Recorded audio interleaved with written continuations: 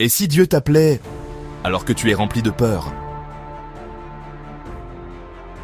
À cette époque, Israël souffrait sous l'oppression des Madianites. Le peuple avait peur et se cachait pour survivre. Un jour, Gédéon battait le blé en secret, dans un pressoir, pour le cacher des ennemis.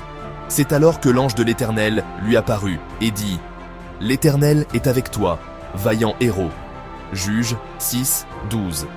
Mais Gédéon ne comprenait pas.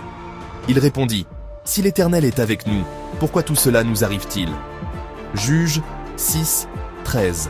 Puis il ajouta « Ma famille est la plus pauvre, et moi, je suis le plus petit. » Juges 6, 15. Mais Dieu lui dit « Je serai avec toi, et tu battras Madian comme un seul homme. » Juges 6, 16. Gédéon doutait encore, alors il demanda un signe à Dieu, et Dieu lui répondit. Plus tard, Gédéon demanda encore un signe avec la toison. Une nuit, la laine était mouillée et le sol sec, puis le contraire. Juges 6, 36, 40.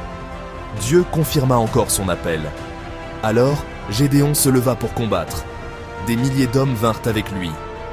Mais Dieu dit, « Le peuple que tu as est trop nombreux. Je ne veux pas qu'Israël se glorifie. » Juges 7, 2. Alors Dieu réduisit l'armée, de 32 000 hommes à seulement 300.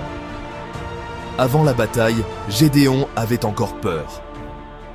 Alors Dieu lui dit d'écouter le camp ennemi. Là, il entendit un homme raconter un rêve. Dieu a livré Madian entre les mains de Gédéon. Juges 7, 14. Quand Gédéon entendit cela, il adora Dieu. Cette nuit-là, avec seulement 300 hommes, armes de trompettes, de cruches et de torches, ils crièrent « Pour l'Éternel et pour Gédéon » Juges 7, 20. Et Dieu sema la confusion dans le camp ennemi. Les Madianites se mirent à fuir et à se battre entre eux. Ce jour-là, Israël remporta une victoire incroyable, non pas par la force, mais par la puissance de Dieu. Lecon, même si tu doutes, même si tu as peur, si Dieu est avec toi, tu peux vaincre l'impossible.